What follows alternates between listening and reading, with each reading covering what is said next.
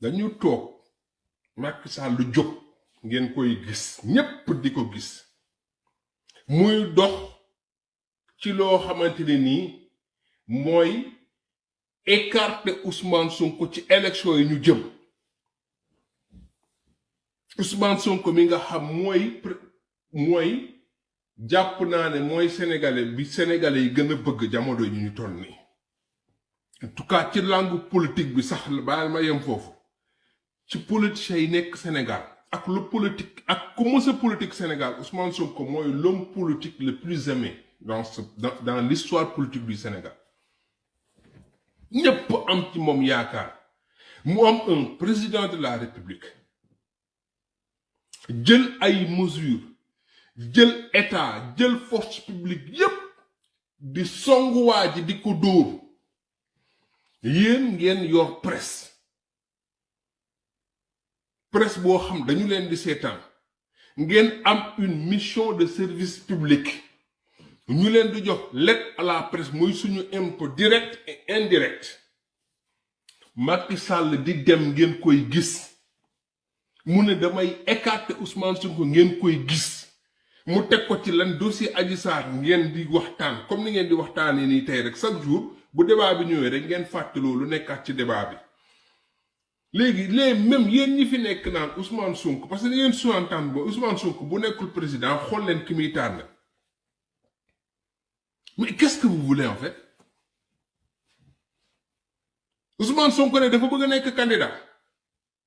dëgg ji ne ci réew mi waxu leen ko ngeen jàpp ne Macky Sall bu écarté Ousmane Sonko génie politique la ngeen jàpp ne Ousmane Sonko le chef de l'opposition du Sénégal ñu dem ci ay élections présidentielles bu bokkul c'est parce que le président qui l'a écarté est un génie politique dans une démocratie vous débattez de ça en fait en 2023 un parti politique bu ñu dissoudre pourquoi parce que ngeen ne ay terroristes ñun ay terroristes la ñoo bu mënul ñeme nga jàkkaarloog Citizen ne ko terroriste nga ñeme nga jàkkaarloog Bassirou Diomaye ne ko terroriste nga ñeme nga jàkkaarloog Hannibal ne ko terroriste nga ñeme ngeen jàkkaarloo ak nit daf ne ko terroriste nga mais vous vous foutez de qui en fait ñooñu di xeex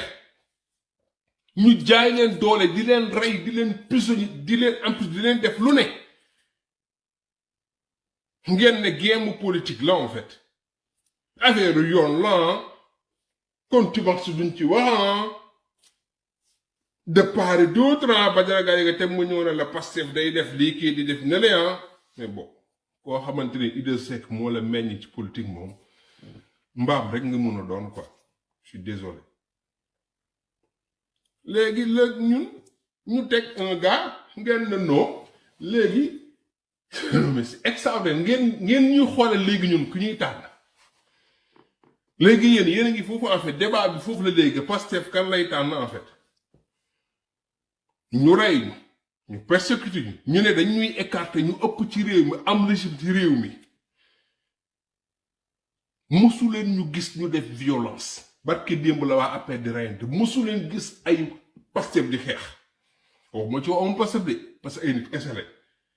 réeroo am na Pastef de mais mosu leen ñu gis ñuy xeex mosu leen ñu gis ñu violente mosu leen ñu gis ñu rey dégg naa bu amul benn enquête bu amul benn jugement bu ñu condamné wul kenn ci wax rek ñu jàpp ñu ci def ñu ci lu ñuy def léegi yéen ngeen bëgg a toog di teg débat ñun kan la ñuy tànn en fait vous faites trop de mal c'est ça le problème en fait qu'est-ce que vous voulez tey Ousmane Sonko li ñu ko teg ba yéen ñëpp ngeen xam ne jaay doole la ngeen fekk ko prison ba mu toog naan ko noo tànnal Bassirou mais Bassirou waaw mais Issa waaw mais xam nga Aïcha Kébé nii la mel que le mais foutez-nous la paix on fait ce qu'on veut ku ñu neex la ñuy tànn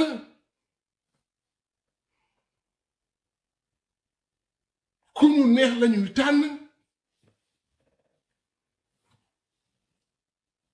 attention à quoi Attention en quoi? C'est pour dire, c'est pour amener la communication Benno Bokk Yaakaar. Attention Bassirou, hey, danger. Stop, danger. Tey bu tànnoon El Malick génne attention. Mu tànn Birame Souleye génne attention. Mu tànn Amadou Ba génne attention. Mu tànn Khadija Mahécor génne attention. Comme mënta tànn génne attention. Dinañu tànn nag. Dinañu tànn de. Dinañu tànn. Parce que si vous aviez fait seen liggéey ngeen wax seen akulaay taala ngeen bañ a manipuler. Là je parle de toute la presse. Je parle de tous ces gens-là qui sont sortis, qui ont parlé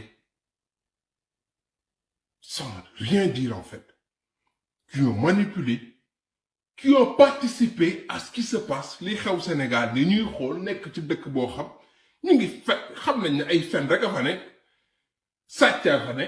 ñuy xoolante Sénégalais yi di dee personne n'en parle des Sénégalais qui meurent le président faalewul kenn ñëw di xas Sénégalais ci dëkk boobu la ñu nekk en fait. Vous n'avez pas voulu dire la vérité. Li xew tey Pastef ba mu dem di def lii ñuy wut ay plan phase numéro 1 phase numéro 2 yépp c'est la conséquence de votre malhonnêteté en fait intellectuelle. C'est le fait qu'à un moment les gens n'ont pas pris leur responsabilité en fait. C'est parce qu'il y a des gens qui n'aiment pas ce pays. ñoom seen bopp rek la ñuy ak seen ñu gis. Parce que problème bi buñ ko réglé woon mars 2021 ñun ñi wax dëgg ne ko hey arrêtal nañu dem fii ñun duñu yegg ci fii. Léegi nag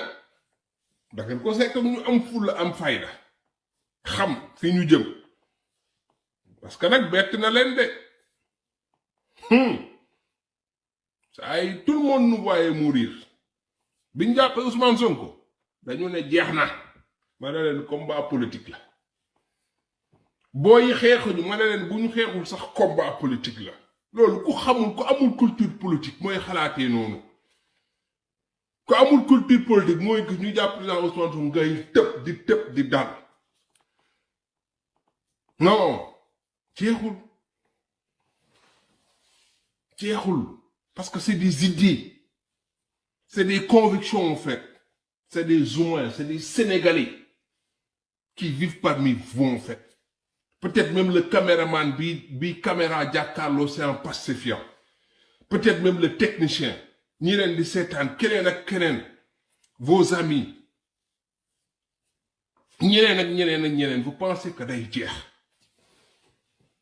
Parce que yéen a imposé opinion bi que ne game la yéen a dem ba dugal ci bopp sénégalais yi que ne le fait que Macky Sall di xeex pour génnee Ousmane Sonko ci élection politique la c'est pas de la politique. Ñun liñ doon def mooy politique benn livre benn vision ñëw teg affaire yi indi débat bi ngeen teggi teg fële ndeer ñëw toog jël jàkkaarloo jaay ko nguur gi ñun ñëpp comprendre fi muy waxee ñun ñëpp jëli ko parce que gars yi saa yi gënoon lañ ne nekk ay nante nag c'est pas parce que yéen a toog ci télé yéen a gën a comprendre nit ñi fii tout le monde a compris. Gis nga Macky Sall li tax mu mere Sénégalais yi parce que il a rien compris en fait. Parce que Macky Sénégalais bi mu yaakaar ne moom la jàkkaarloo te xoolal xam nga kañ lay comprendre Macky Sall bu ñu demee ba février mu war a teg élection tegul élection ngeen ne fi di théoriser ay kaw ak naaw du sax comprendre Macky Sall xamul peuple bi mu ko seekal en fait. Moo tax man chaque jour ñenn ñi bu ñuy naan peuple lâche peuple ni ma leen vous n'avez rien compris en fait. On a un peuple très intelligent. On a un peuple qui sait ce qu'il veut, qui réagit bu ko bëggee. On a un peuple boo xam Ousmane Sonko bu leen bëggee def loo te defuñ sax duñ def bu ñu waree def dañuy def Macky comprendre yéen comprendre leen peuple bi toog leen rek ci plateau télé yi Macky toog ci palais bi chaque jour ngeen di xëy Sénégalais di leen gën a jaaxal ngeen di gën a mer Macky moom chaque jour da ngay xëy di gën a mer parce que da nga jàpp ne daa am loo jox Sénégalais yi te delloo wuñ la ko c'est parce que li nga jox Sénégalais yi bëgguñu ko te faale wuñu la yàlla du la may ci àddina yow Macky Sall ba ngay nekk président ba ngay génn te amul Sénégalais bu mel ne mbuy toog ne la faale wuma la loolu yàlla du loo ko may loolu doo ko am ci àddina yow ba ngay dee yow loolu doo ko am ci àddina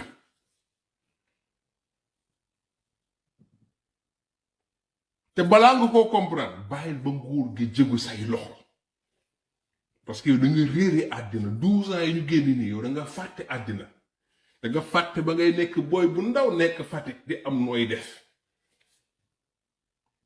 waaw sa papa di jóge sa gàlle di traverser Pastef sa koñ boobu sa ay sa turoon Pastef jaar ci côté CM bi wëri bët mais dem HLM di seeti ay xaritam on sait tout da nga fàtte parce que Sénégal dañu ko diviser dafa am benn rupture dafa am benn fracture bu grave bu am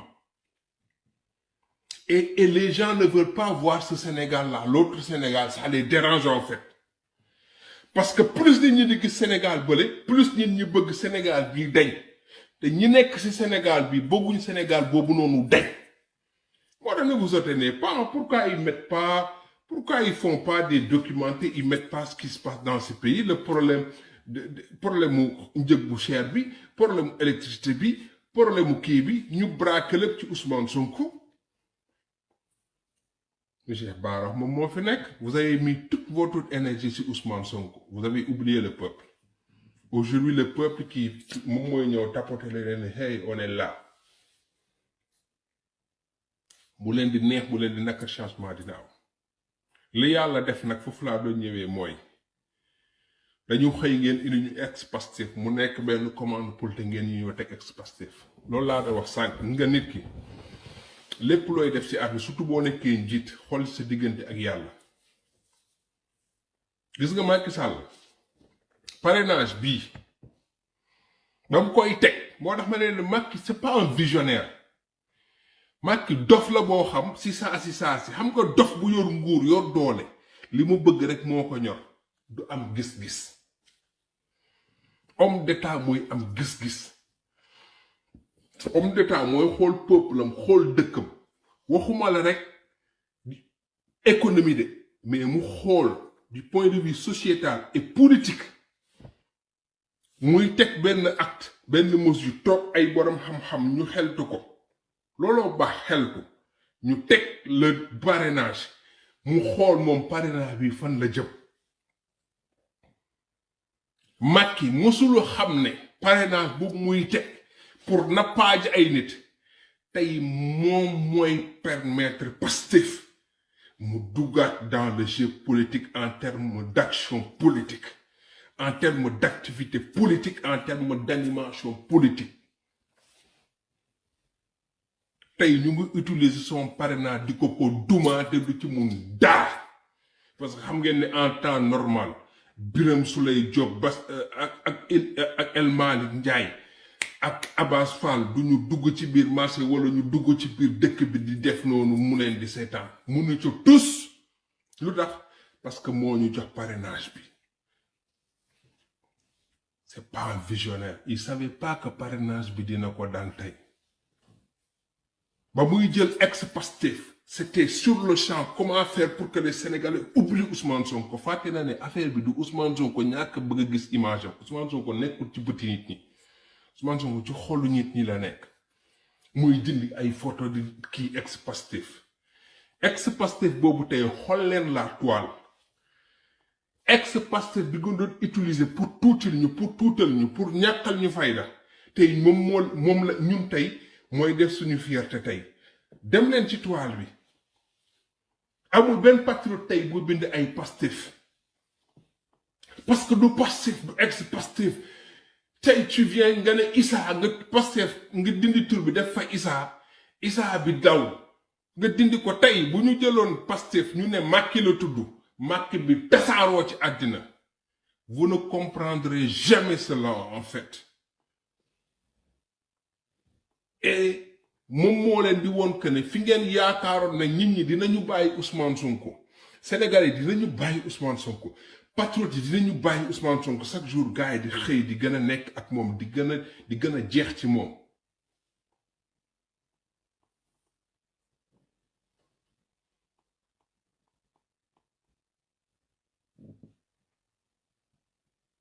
Pastef yemul rek ci xol yi Pastef ci xol yi la ne ci yaram yi la ne nit ñi dañuy dund Pastef nit ñi dañuy sax Pastef dëkk bi Pastef la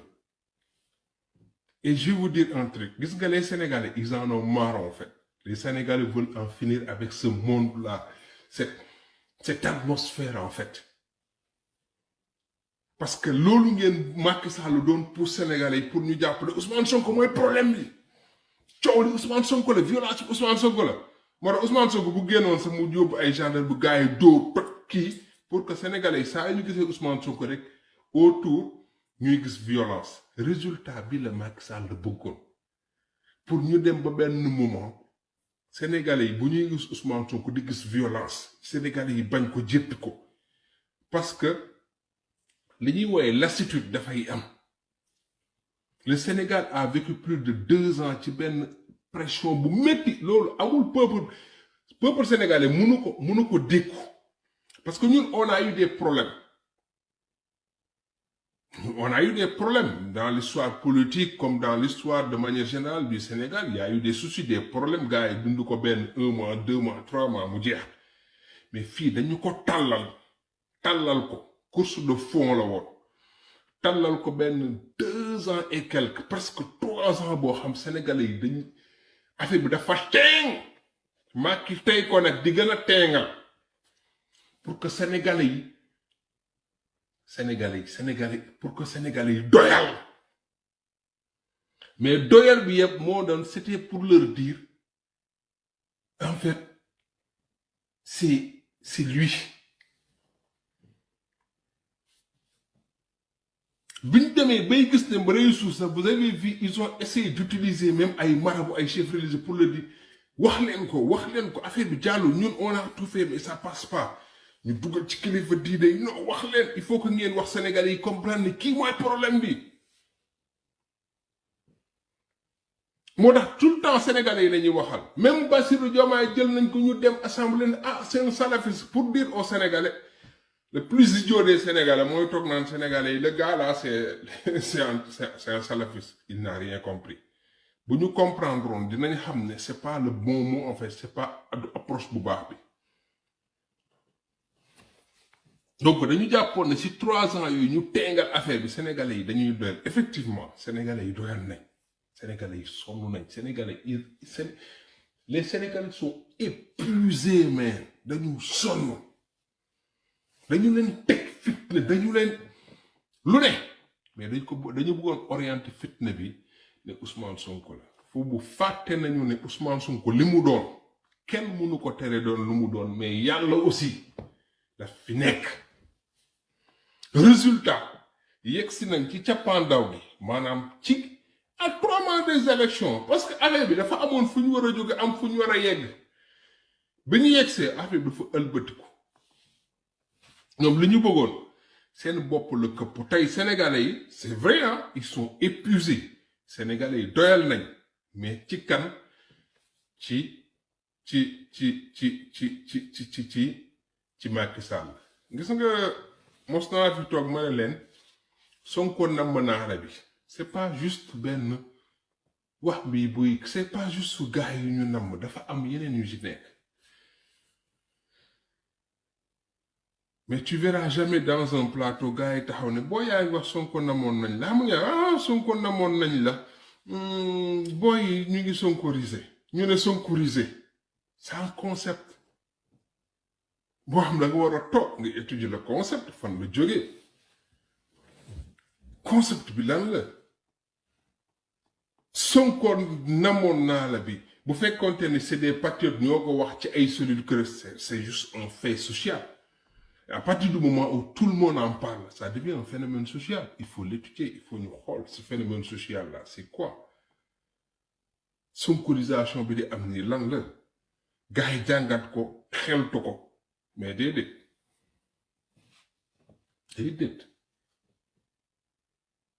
dañuy bàyyi foofu nga xamante ni pour def ay analyse en profondeur yi ñëw naan la di débattre sur des évidences.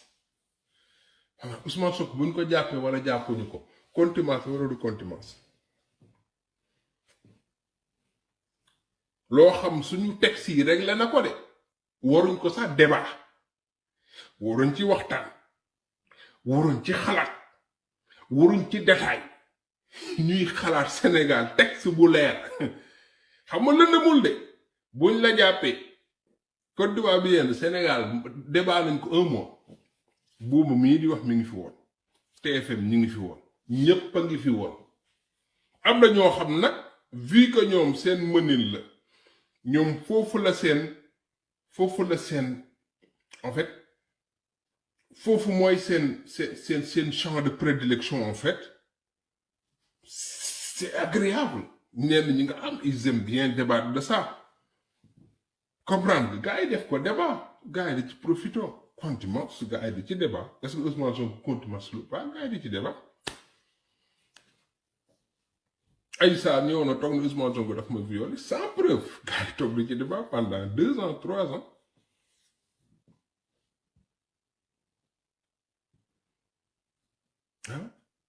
di débat ci ay concepts yu vide mais bu ñu leen nee Sénégal les gens sont en train de sonkoriser en fait pourquoi on pose pas là pourquoi les gens sonkorisent en fait Sonko namm naa la ça veut dire quoi en fait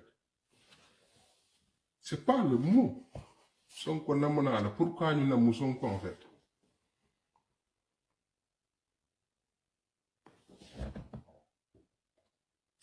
il faut nga analyser boo analyser il faut nga laal Macky Sall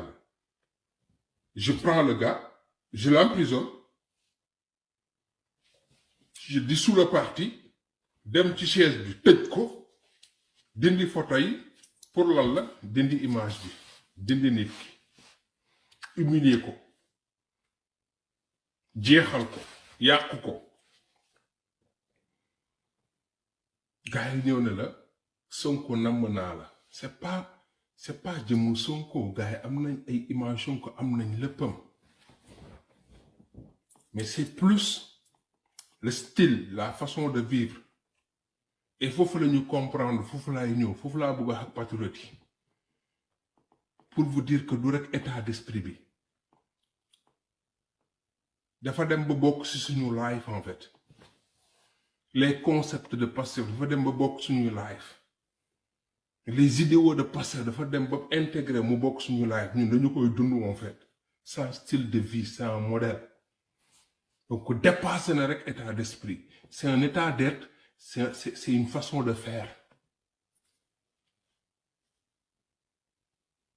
bu nga boo gars yi dañ lay naan l'habitude est une seconde nature moom la ñuy l'habitus c'est une seconde nature en fait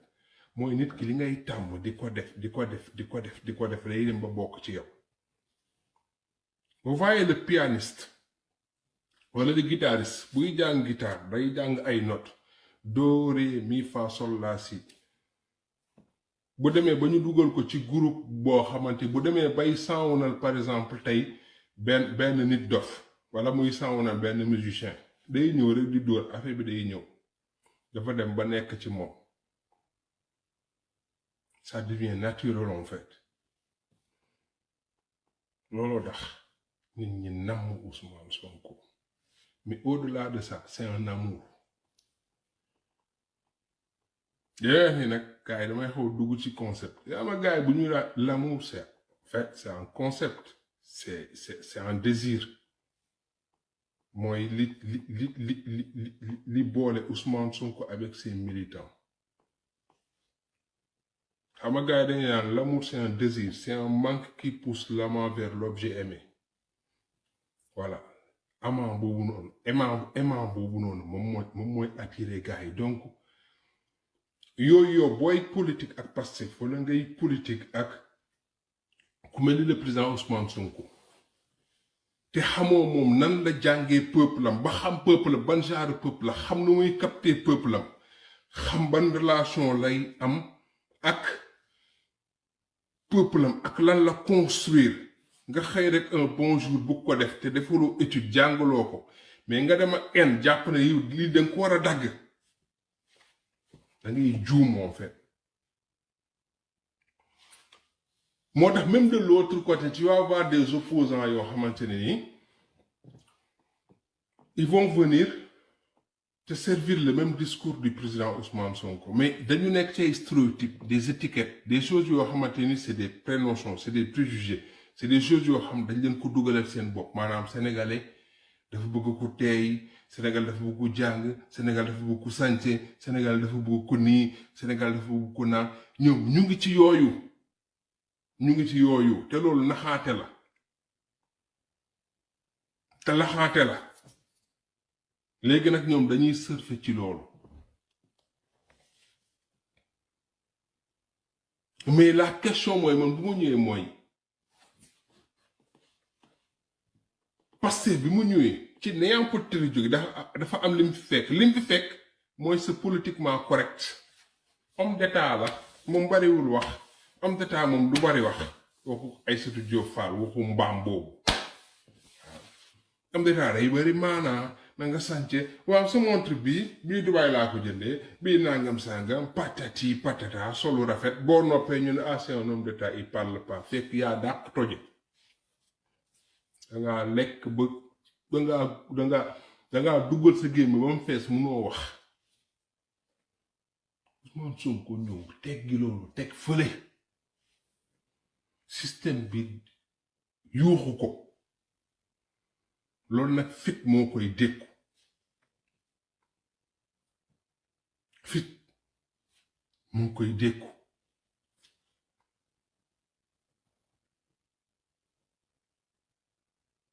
parce que politiquement correct li ko indi woon yàgg naa ko fi wax gis nga système bi dafa doy waar système bi ñu tegoon Sénégal moo tax kenn du Pastef kenn du patriote l'histoire politique du Sénégal Pastef premier chapitre buñ koy bind bu àdduna tukki woon sax Pastef mooy ne ci kaw li ñu fi def bu yeboon dañu ne booy moo xamuñu seen bopp des fois sama dégg nit di analyser naan non il faut pas penser que ce qui s'est passé au Sénégal mos a fi am li xew Sénégal analyste borom xam-xam ak ku muy mënti doon laa lay wax bu amee sañ-sañ toog Sénégal ne li xew histoire politique 12 ans yi ak Pastef lu ni mel mës na am Sénégal waxul dëgg un homme politique ci dimension Ousmane Sonko am na Sénégal waxul dëgg on peut respecter Wade respecter ku ne wax ju yàqu la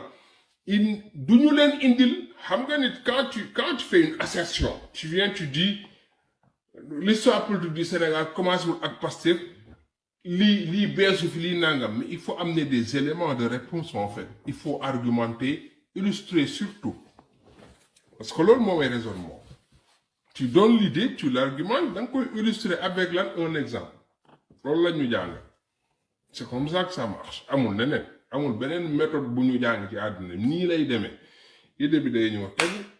wala nga teg sa hypothèse tu argumentes tu illustres avec un exemple du ñu ko def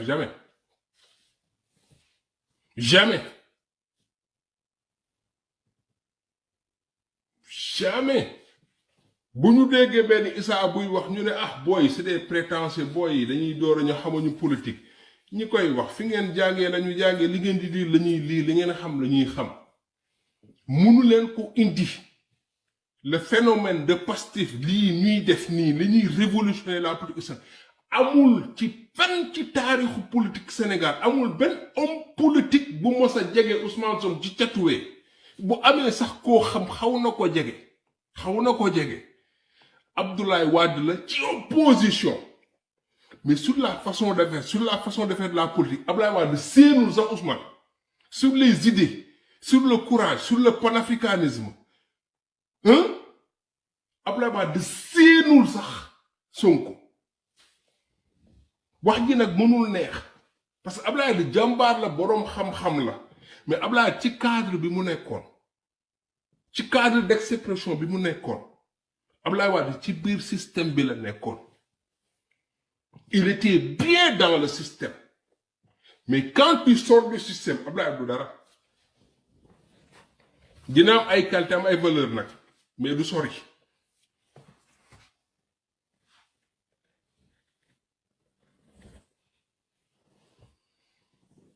duñu ko bëgg a dégg nag des fois tu vas avoir un analyse bu ñëw sànni la ko nii ah l'histoire politique du Sénégal ne commence pas mais fan la commencé on a année 68 oui am na lu ñu fi dund yeneen am nañu fi dund 62 Mamadou Dia Senghor am nañu fi dund xam nañ histoire bi gis nga ni mu demee après man je préfère nga ne ma il y avait un contexte qui était là changé na parce qu'il y a des éléments nouveaux yoo xam am na réseaux sociaux am na les gens sont plus éveillés il y a beaucoup plus de Sénégalais qui sont à l'extérieur tey Sénégal ceux qui sont à l'extérieur c'est pas juste les fils de riches wala ñiy jàng tout le monde ñëpp nit ku nekk mi ngi extérieur doomu jaaykati caaf mi ngi extérieur nappkat mi ngi extérieur doomu millionnaire mi ngi extérieur doomu milliardaire mi ngi extérieur étudiant mi ngi extérieur booy bi doon jaay café mi ngi extérieur tout le monde est à l'extérieur comprendre nañ léegi peut-être njàng mi niveau de scolarisation bi yokku na comprendre nga boo ci tegee la réseaux sociaux yi ñëw mais c'est tout à fait normal maintenant c'est la capacité de pouvoir utiliser ce contexte-là pour am dara parce qu'il y avait pas que Ousmane Sonko les gars il y avait pas que Pastef dafa fekk ay partis politiques fekk fi ay leaders ñiy wax ñëpp ku ci nekk bi Ousmane Sonko di ñëw fekk na la ci li nga ne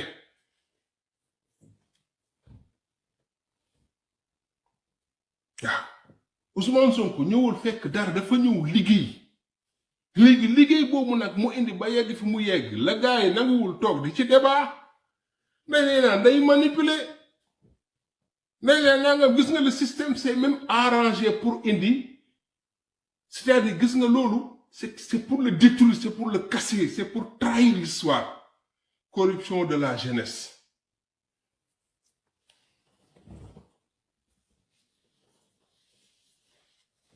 corruption de la jeunesse mérite bi la ñuy dindi c'est pour le dire que tout li mu réussir yëpp ay dóor la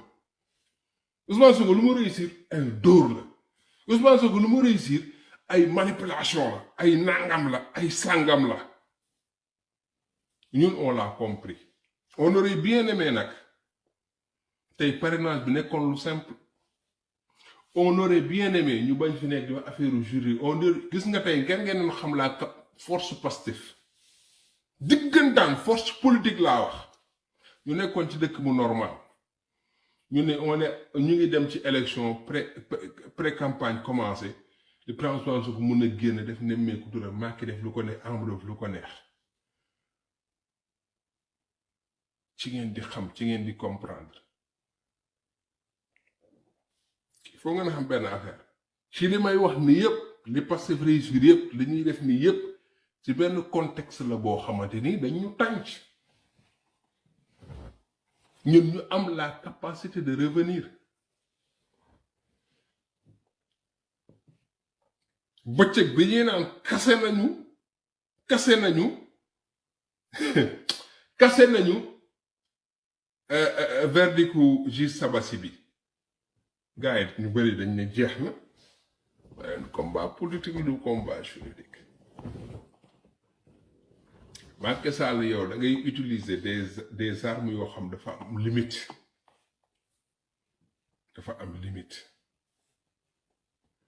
gis nga ni APR amoon limite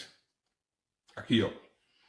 benn wakka am limite presse bi am limite société civile bi une certaine société am limite même religion bi ngoon bu utiliser sa am limite làmb ji noonu la amee limite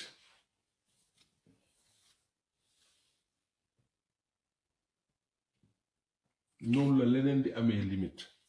justice bi noonu lay amee limite l'administration centrale bi ngay utiliser noonu lay amee limite yow di nga am limite te gis nga man li mu tax ma gëm na yow Macky Sall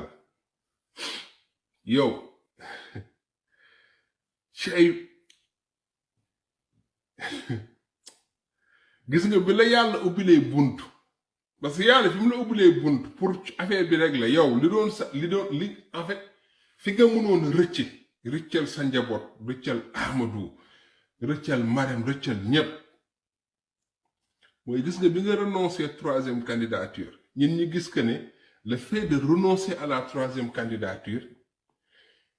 nit ñi di gis ne c'est une façon de te réconcilier avec les Sénégalais yow nga gis ne c'est encore ci pël yow nga gis ne c'est une façon d'avoir la liberté d'écraser Ousmane Sonko et tu l'as dit à beaucoup de gens yu ne fi yu waxul ñi waxul ñépp dafa ñëw ne leen gaañ bi damay dal ci kawam et violemment ku ma fekk sama yoon bi dama lay écraser tous ces trouillards là que vous voyez ñu écarté ñi fi nekkoon di kaasal Ousmane Sonko di kii ñëw écarté ñi toog ñi naan non dama nekk ci kii dama nekk ci kii noppi dafa ñëw na leen damay dal ci kaw waa ji ku ma fekk ci yoon bi te ma lay écraser alors que foofu moom la waroon génne mais dama jàpp ne yàlla moo namuloon Macky Sall non mu am loolu parce que sénégalais yi ils étaient prêts à tout oublier Macky Sall gis nga bu génnoon ci troisième mandat bàyyi gars yi dem élection Ousmane Sonko dem Macky Sall tey bu duggoon ñëw fii toog France war a del ci Sénégal dina am accueil boo xamante ni mooy raw bi ñu defaloon Ablaye Wade mais dama jàpp ne Macky Sall mënul terminer noonu par rapport aux actes qu'il a posés en fait bi mu enfoncé ci laa ne jeex na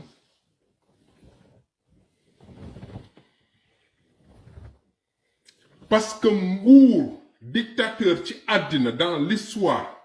yu mës a toll fi ñu toll même histoire yu ñuy raconter que mu nekk bu Yusufa yonent yàlla Yusufa que mu nekk bu yonent yàlla Moussa plus ngay avancer plus ngay yëg ne yàlla da lay jox benn kàttan boo xam yow tu peux vaincre tout en fait te Macky Sall pour mu yeggoon ci niveau boobu noonu il fallait que mu teg troisième candidature ba pare jàpp ne il a lépp ba pare dem 47 milliards d'armes léegi defatuma troisième mandat Sénégalais yi xeexatuñ Ousmane Sonko Sénégalais dara xeexatuñ léegi ñu bàyyi la yow kese ak Ousmane patriote yi toog Sénégalais yi toog Ousmane ba muy julli ci xuree si caam la àndal xaw ma ak kan dugg ci oto ñépp bàyyi la ak moom ñépp nga ñëw jàpp tëj fu mu mujj fen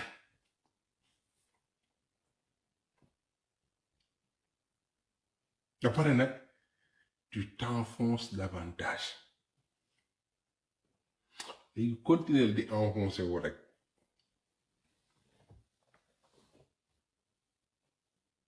parce que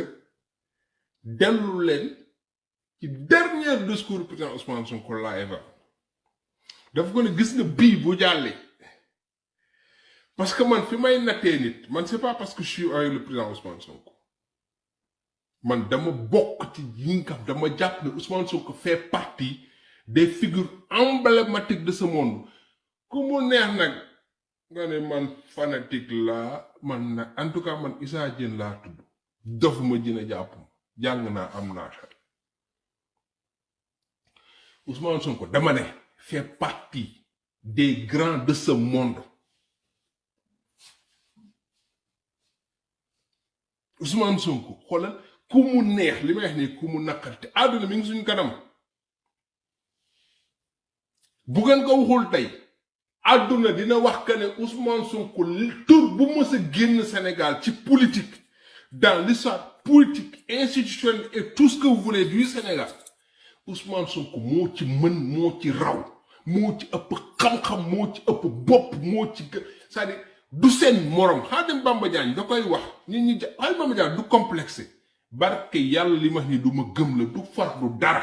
du seen morom gis nga Ousmane boo nekkee nit ko xam thème le débat da nga bëgg affaire xam-xam bëgg affaire xalaat bëgg affaire xam nga rek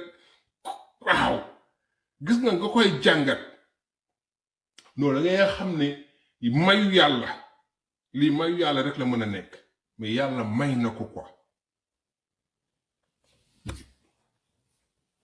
wallahi yàlla may na ko mu ne ko gis nga bii laa la may dafa def ñaar avant dernière ne ko pare naa pour bàyyi lépp bu dee man ak man kese pare naa pour bàyyi lépp ba ñenn ñi sax naan Ousmane lu muy wax nii xam na fi ñu jëm mi ngi koy éviter naan ko xeex dafa métti pare naa pour bàyyi yëpp man li en ce qui me concerne man awma ak yow problème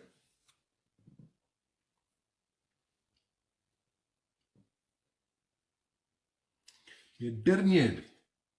daf ko ne gis nga bu ñu weesoo fii ñu toll nii boo ko weesoo Ousmane Sonko dafa waat allez voir dans les discours de Ousmane Sonko ngeen xool Ousmane Sonko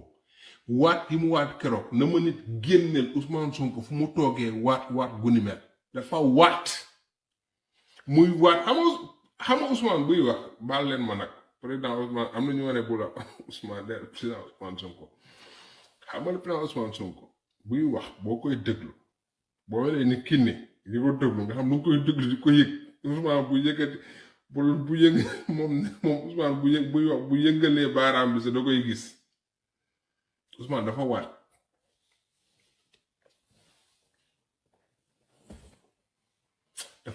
ne ko gis ne fi ñu parce que dafa xam fi ñu jëm dafa waat ne ko fii laa jëm ak yow Macky Sall ñëw insta jàpp ko pour yéen Ousmane bi mu toogee naan Macky Sall may jaay sama bakkandam ki c'est un discours politique mais lu mu gëm la bi muy naan gars yi projet bi dee bakkan xëy ne lu mu gëm la moo tax su ma déggee gars yi di utiliser ay discours Serigne Moustapha Sy ñu ngi koy ziar pour ne Ousmane nangam Ousmane du loolu la ñu Ousmane du koy manipuler Ousmane buy grève de la faim day grève de la faim te gis nga moo tax yàlla Ousmane bi ñuy grève de la faim y a même des patriotes yoo xamante ni yëgguñu ko woon comme niñ ko war a yëgee maanaam kii dafa pare pour dee waxantu wu ko de dafa pare pour grève de la faim buy dee mu dee pour ngeen comprendre que mu dee fa la nekkoon Ousmane dimension bu la nekkoon newuloon ci dimension bu la nekkoon après nag l'appareil le parti mën na communiquer l'aspect politique moom daf fii des parce que Ousmane moomul appareil bi moomul politique bi moomu ko y a des choix yoo xamante en tant que responsable daf koy def mu assumer ko loolu la def assumer ko mais yàlla xam na ne loolu la fa la doon jëm ak Macky Sall xoolal li yàlla def bi deuxième bi ñëwee yàlla moo ne non ñii dañuy ruube yàlla fexe ba Ousmane état am dëggantaan pour sénégalais yi xam na état am dëggantaan la yàlla fexe ba ñoom ñu génnee affaire bi ne Ousmane Sonko état am fii la toll Pape Alé Niang liir na ko ñu ñëpp gis nañ ko état am bi ñu xam ne fii la toll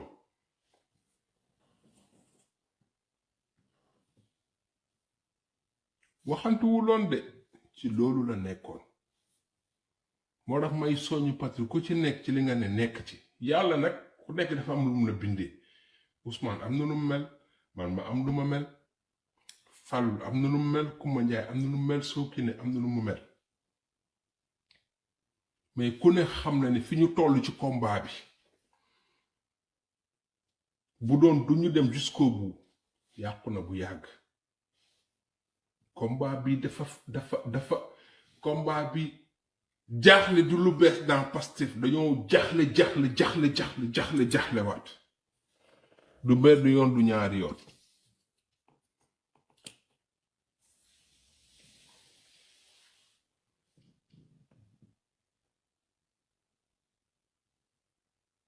ci jaaxle yooyu nag laa bëgg a ñëw balaa maa tëj laay mooy ñu ngi parrainage ñu ngi nekk ci benn euphorie ci dernière ligne droite lañ ne à tout moment ils vont venir taper là c'est compliqué parce que deuxième phase bi moom Ousmane moom da leen bett bii moom c'est-à-dire bii benn affaire la bu grand autant première phase stratégie bi mooy 5 candidats yi daf leen claté kenn prédire ko ku mu neex nag analyse yu naa nga toog naan on savait Pastef xamoon nañ ne kii ay waxu nen ngay wax kenn xamuloon ne Pastef 5 candidats lay ñëw balance kenn xamul kenn mësu ko kenn mënu ko wax waaw ñoom lu ñu jàppoon ne voilà kenn mësu ko wax deuxième phase bi Bassirou Diomaye mooy ñëw dem kenn mësu ko xalaat bi mu toll nii nag ñoo naa Macky Sall plus ñuy jege élection yi plus ngay am problème pour résoudre affaire yi ñu lay tegal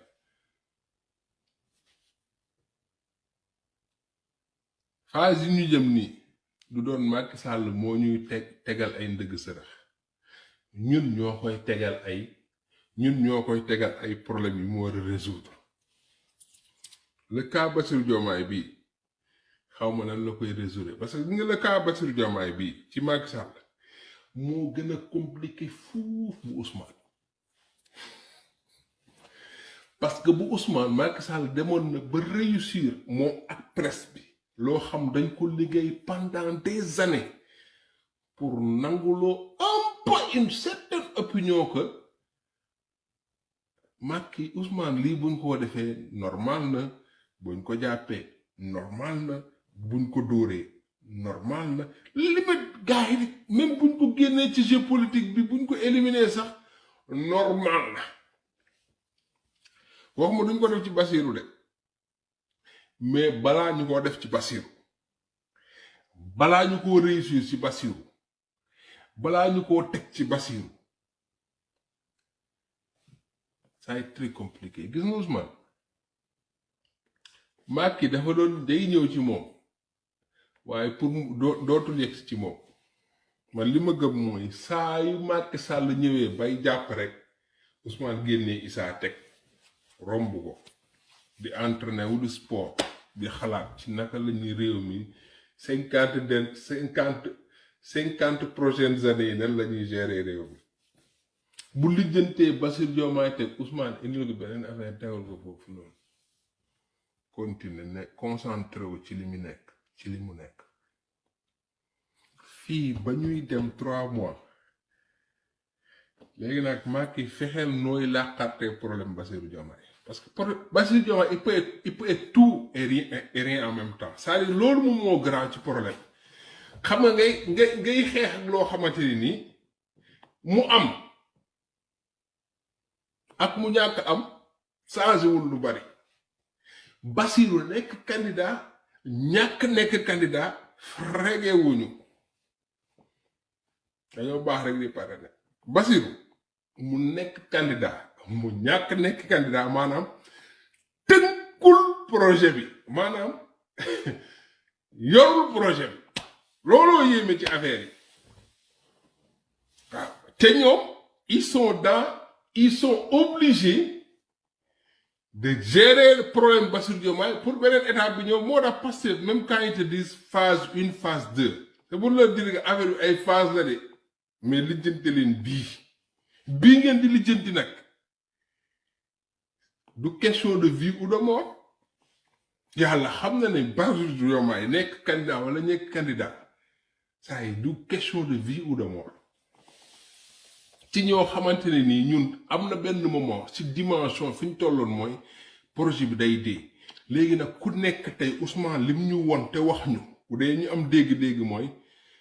projet bi du dee li ngeen ma dënk man ma am la responsabilité yóbbu leen fa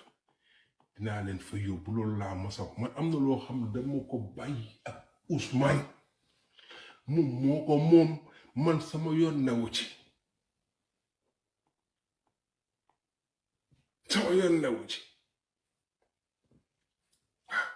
Ousmane li ñu ko sant yóbbu ñu 2024 dem élection ñu gagné réew mi nga defar réew mi ak noo koy mën di defaree Ousmane moom réew mi moom moo koy defar incha allah waaw léegi nag Bassirou Diomaye gi da ngeen ko lijjanti xam naa nag mooy gën a compliqué xolal non mooy gën a compliqué jéggi siraat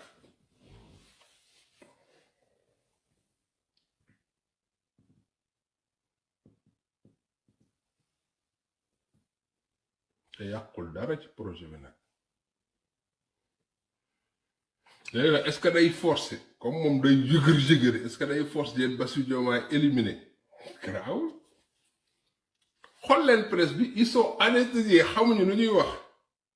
fi mu dal nii xam nga dañ doon xaar gars yi génn jox leen élément de langage ma jàmbal génn wala génn nangam gars yi génn nañ jox leen salafiste bi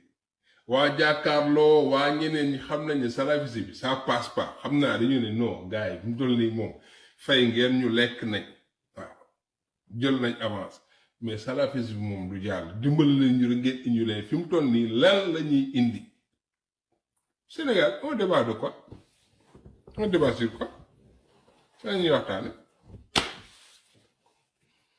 ñi fi toogoon naan waaw il faut qu'on parle de l'économie créer ay plateau créer du ne dama ne loo doonul taalibim doo doon sëriñam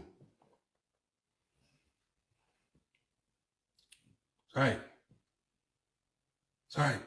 fii kenn mënul nax kenn wër fii diaspora bi di dóor gaay naxul kenn sénégalais yi il faut nga yëg leen gis nga Ousmane il faut que yàlla fay ko xolam parce que Ousmane naxul sénégalais yi quoi te yàlla moo ne naxaate baaxul yàlla dafa bëgg dëgg yàlla dafa bëgg sincérité Ousmane il faut que yàlla fay ko xolam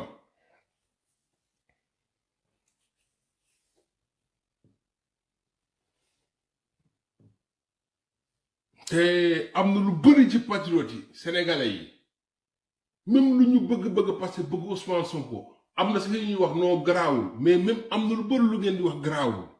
bu subaa ngeen di xam ne li ngeen doon wax garaawul sax nekkul ci ñu wallahi xër rek des fois xër rek mais bu dee am na ñoo xam bu ñu jëlee réew mi jubale ñëpp ànd ak ñëpp defar réew mi Pastef la te Macky xam na ko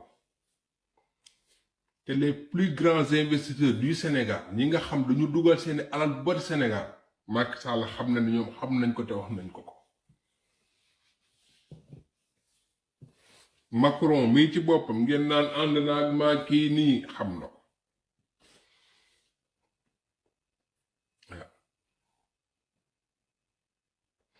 parce que boo demee bay jox Macky Sall immunité ci poste boo ko jox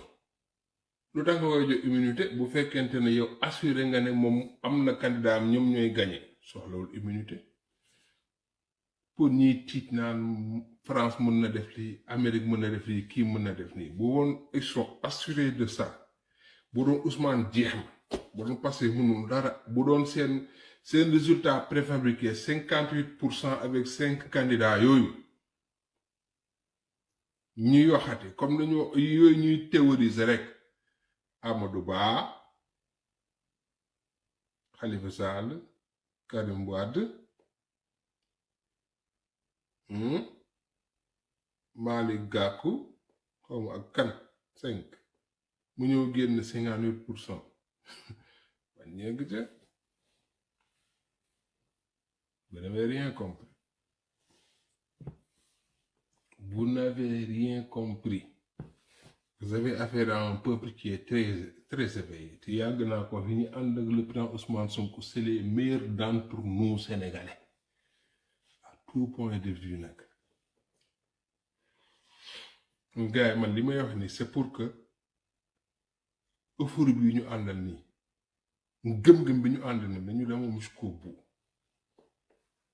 nañu dem jusqu'au bout loolu conviction la war a nekk ci ñoom ñu xëy suba ne Ousmane def nañ ko lii Ousmane boole nañ ko benn prisonnier mu def lii def nañ ko lii kii ne fële Ousmane mi ngi si jàmm mu ngi si lii mi ngi nangam luñ mënti indi quoi waxuma dama xam ne li may saa luñ mënti indi focus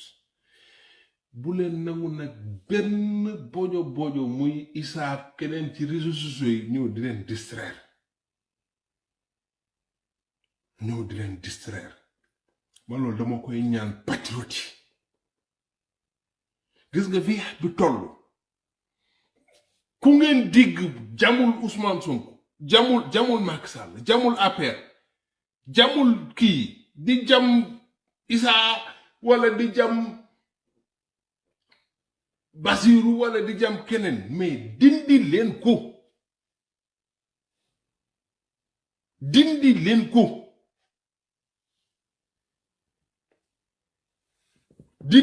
ko Ousmane Sonko li mu wax dafa leer nii lay politique kuy politique man fii nga nekk daf ko bañ ba ne boo nekkul ci lii ma nekk nii bokkuloo sama njaboot loolu moom la wax léegi nag nit mën na nekk ci li doon bëgg ko fotel ko def lu ko neex mais moom ni mu bëgg ñu mel ni ñu bëgg ñu politique parce que dafa am sax ñuy dem naan la non Ousmane mënul wax kii saaga Ousmane mënu ko ne warul saaga Ousmane bëggul saaga looluy dëgg loolu ku leen ko yow waxu caaxaan la ay non Ousmane du toog naan kii saaga bul saaga Ousmane bëggul kuy saaga Ousmane bëggul ñu koy politikal di saaga ku koy def sax wàññi ko man des fois wax ji bu dëgëree sa damay naan non maa ngi jéggalu parce que bëgguma ko tooñ nit doo tooñ yaa ngi wax ci turam bëggul lii bàyyi ko bu doon sax da ko def nga xam ne moom fi mu yegg kii na ko mais le gars il s'est battu ba fi mu yegg si Pastef xeex bu fi ñu yegg si xeex saagawuñu xeexuñu reyante wuñ yow nga jàpp ne Macky Sall pour ñu daaneel ko il faut ñu saaga ko man gëwuma loolu ku leen koy gëm la waxu caaxaan la saaga fajul tus amul saaga lu mu faj lu dul peut-être wax nañ dara yaay Ousmane Sonko nga mer nga dégg ko la ko saaga nga kontaan loolu amul sens loolu ça veut rien dire laa lay wax nii ku leen gëmloo ne loolu wala Ousmane bu amee Macky Sall bu amee saaga il faut ñu am ay saakat c'est des conneries affaire boobu noonu alors amul parce que da ngay dem ba yaakaar ne am na lu mu impact ci combat bi impacté wul tous sénégalais yi xolal ku yaakaar ne fayul Ousmane Sonko ay saaga parce que c'est vrai que combat bi am na fu mu tolloon surtout avec l'affaire Adji Sarr gars ils sont allés loin ñu indi ay saakat ñuy saaga le fait ngay dugg ci réseaux sociaux yi di dégg ay saaga bul fa dem yow kii day saaga Ousmane Sonko bul fa dem yow mi dem di déglu saaga yow yaay wuti ku ko fayul yow mi dem di déglu kiy saaga yow moomu yow déglu si kii saaga boo ko dégg mën naa comprendre nga déglu ko benn yoo xam ne kii day saaga nga romb ko dem sa yoon nekk sur focus mais boo ko kon dee di ko déglu saaga yi dina métti boo ko mënul fay yow di nga bëgg Issa ñëw toog laay fayul la ko saaga amul lu mu defar ci combat bi lu yàq ci combat bi looloo ko yàq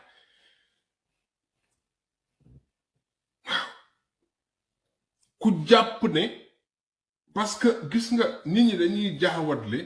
féroce bi nekk ci Pastef détermination bi nekk dañ koy jaawale ak saaga gis nga nit mën nga am fulla am fayda ci li ngay def am jom xeex mais doo saaga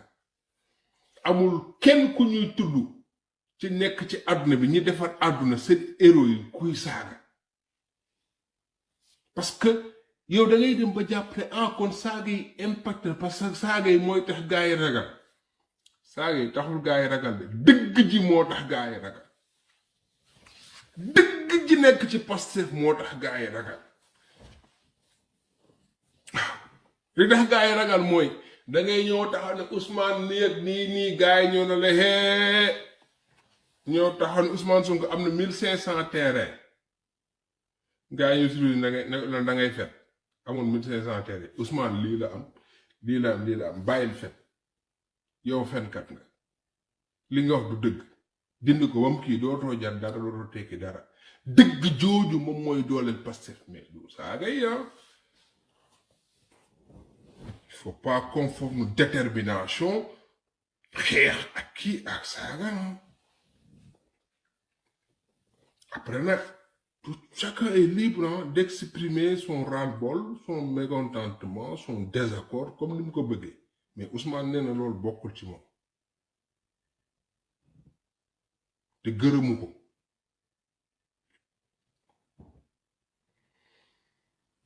moom rek exemple la ci xeex nag Macky Sall xeex bu nekk am ci moom ndam bu nekk te saagawu ko ci ay dëgg la ko teg ci ay dëgg rek ay dëgg bu doon saaga may nañu dara ci combat bi non Macky duñ ko mus a jële ci nguur gi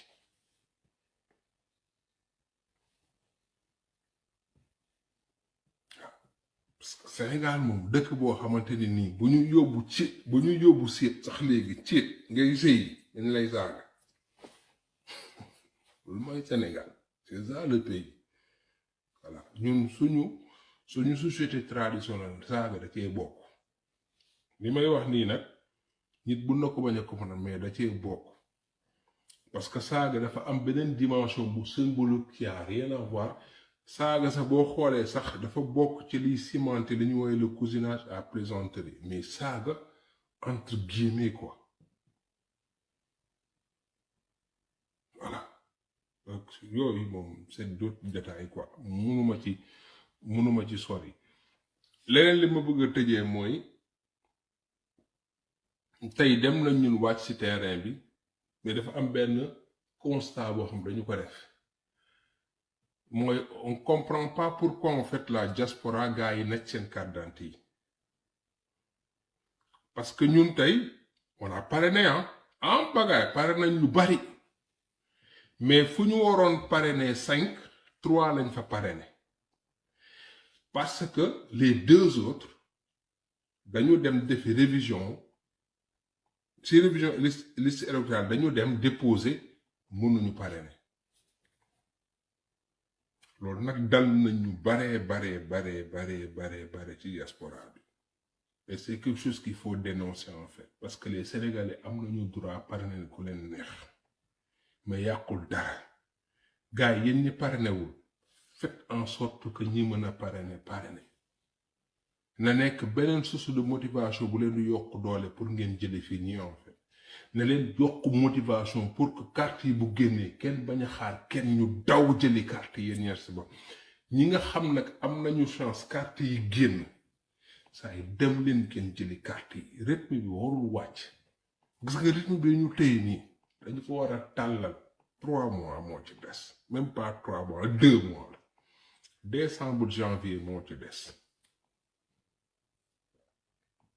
nañu nekk ci benn rythme boo xamante ne nii Coupe d'Afrique Sénégal na participé yal na ko jël mais pour man c'est même pas le plus important c'est l'avenir du Sénégal moom moo war a compter teewul nag ñu ñaan mu jël ko ku tëgg nañ tëgg combat nañ def lu leen neex mais gis nga fi ñu jëm focus la laaj fi ñu jëm moyento doole la laaj fi ñu jëm du débat wu Ousmane Sonko parti bi kii mooy wax Guy Marius Sagna nangam parce que ñoom yabuñu ñun militants yi sympathisants yi ñoom yabuñu ñun bu ñu leen yab ñoom bu ñuy jox ñun li ñu moom ñun nañ leen koy delloo li ñu moom mooy Bassirou Diomaye lañu tànn Ousmane Sonko validé ko ndeysaan Guy Marius Sagna Abbas Fall Birame Souleye El Malick bind ne suñu kii lañuy àndal kii lañu tànn ñun ay patriotes lañ le don de soi pour la patrie on s'oublie soi-même ñu ànd ak moom bind ko coow li jeex gaanaan deetawaay tey ñu génn wàcc ci terrain bi ne Bassirou Diomaye lañuy parrainer c'est ça notre communication c'est ça l'image qu'on doit véhiculer tous ensemble ku ci bëgg indi leneen ak leneen ngeen fël ko mu dem ca xaj ñu focus foofu gis nga fi ñu jëm Macky mënuñu téye kenn mënuñu téye ku dul yàlla du justice du décision du dara kenn te ñu am confiance gannaaw bañ a amee yaakaar ci yàlla dañu am confiance ci président Ousmane Sonko am confiance ci parti bi Pastef mooy partiu président Ousmane Sonko président Ousmane Sonko nekkul président du Sénégal c'est le président du Pastef en tout cas de l'ex-Pastef donc nii la voilà ñoom bu ñu doon tëju si néeg sax di rayante ci seeni décision sax ñoom la dañ ñu gën ñun nañ ñu indi li ñu décidé ñun ñu dem ca loolu waaw kese loolu rek moo ñu intéressé amul leneen boobu gars yi loolu moom moo doon live bi maa ngi leen di béggee di leen siyaar bu baax a baax di leen jaajëfal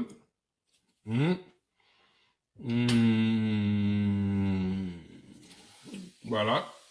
di leen jox den dig daje ci fan yi wala ci heure yi di ñëw demee ñun dañuy wàccaat ci terrain bi nekk ci génn pour parrainer voilà noonu la demee quoi jaa ngeen jëf maa ngi leen di siyaar bu baax a baax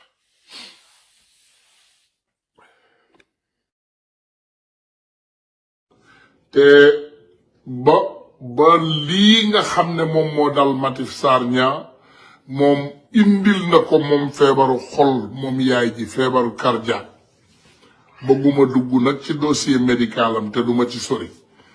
waaye Matif Sarr Niang yaayam mi ngi ci guddi gu bër setagul fi mu ne nii ci Sénégal ndax jaay doole bi nga xam ne moo nekk ci réew mi keneen ki di Falla Fleur defe naa ñun ñëpp fàttaleku nañu la fameuse Falla Fleur lu dul vraiment muy juriste di nit ku xam loi di def loo xam ne rek toujours ak yelleef rek lay def duggul ci benn tappale day def li nga xam ne rek moom mooy akam ak yelleefam ci Sénégal Falla Fleur boobu tamit jaay nañ ko doole wala tëj ko noonu ci biir kaso bi di leen jaay doole waaye dafa am loo xam ne moom moo tikke suñu attention Falla Fleur yéen ñëpp gis ngeen temps yi passé atte nañ ko ba war koo tëj ñetti weer nee nañu fekk tëdd na lu ëpp ñetti weer donc desul woon lu dul ñu bàyyi ko mu génn madame Senghor ki nga xam ne moom mooy patron wu maanaam moom moo jiite prison wu jigéen yooyu ndeysaan muy jigéen nga yaakaaroon ne dina fexe jigéen yi jot seen àq ak seen yelleef lépp luy seen naqar wala seen metit moom dina ci xeex ba jigéen yooyu jot ko c'est devenu totalement le contraire madame Senghor mi ngi gérer fële di camp pénal comme cartel maanaam cartel drogue cartel maanaam nekk chef de bandit ñu dénk ko ay nit mu leen di diriger comme ku yor ay xaram yor ay bandeem ak ay reykatu nitam di leen maltraité ñaawteef boo xam rek moom madame Senghor mi ngi leen koy teg waaye tey dafa am leneen lu ci rax Ismaïla Lo le musicien international Ismaïla Lo dafa am doom bu jigéen bu tudd Marie Lo guddi yi ñuy wax ak yéen ma nga fële ci camp pénal Marie Lo lan moo ko yóbbu camp pénal dafa turiyande lu tolloog ci 600 millions li ñu jot a xam waaye ñii ñu ngi naan ëpp na ko parce que dafa dem di jël ay xaalis ci ay nit ne moom dafa am contrat d'état ñii 20 millions ñii 40 ñii 50 ñii 60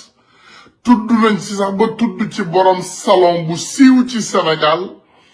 boo xam ne moom it jëlal na ko 25 millions moom Marilo moom la ñu tëj fële ci camp pénal Marilo nag umpul kenn pour yéen ñi ko xamul moom mooy jabaru Aliou Sow di ministre bu Macky Sall boo leen xam mennam Aliou Sow bi waaw Aliou Sow menn lawbe bi donc Aliou Sow moom mooy moom moo doon jëkkëru Marilo moomu moom la madame Senghor lëkkalool mu créé gang ci biir prison bi écoutez déglu leen ma bu baax Marilo mu Ismaïla Lo moom la madame Senghor lëkkalool mu créé gang ci biir prison bi di torturer di traumatiser di xeex di duba di katal di def ñaawteef boo xam rek moom Marilo mi ngi koy def jëmale ko ci patriote yi jigéen yi tëj foofu parce que madame Senghor dafa mere patriote yu jigéen yi parce que nee na daf ñoo defoon grève de la faim patriote yu jigéen yooyu by the way suñu sœur Aji Ndaw ci la bokk mu Italie léegi moom Marilo la madame Senghor jël moom Marilo nag madame Senghor comme yéen ñu bari li ngeen ko xamee ñii ñu ngi naan en tout cas dégg lañ ci am nee nañu bisexuel la moom madame Senghor mi ci prison bi nee nañu day jéem a sakku comme bu gisee xale bu jigéen bu taaru wala ñoomin seen yi ñuy yóbbu ci biir kaso bi daf leen di jéem a sakku ci pet dégg naa nag am na ci ay jafe-jafe ak ñenn ñi mais moom ak Marilo amuñu boobu difficulté donc ce que j'ai compris moom déggoo na ak Marilo ñu lëkkaloo di attaquer prisonnières yu jigéen yi fa nekk te moom Marilo bokk na ci aussi gouvernement Sénégal liñ ko dig pour mu bundu xataal doomu jàmbur yooyu foofu ñaawteef buñ ko sant mu def ko ñaawteef bi foofu defe naa barki démboo njaay sax dégg nañ fi benn situation boo xam ne bi ñu demee ba jekku xale yu jigéen yi moom madame Senghor dafa créer sabar loolu dañ koy def foofu gaa pour muy leer ci biir kaso bi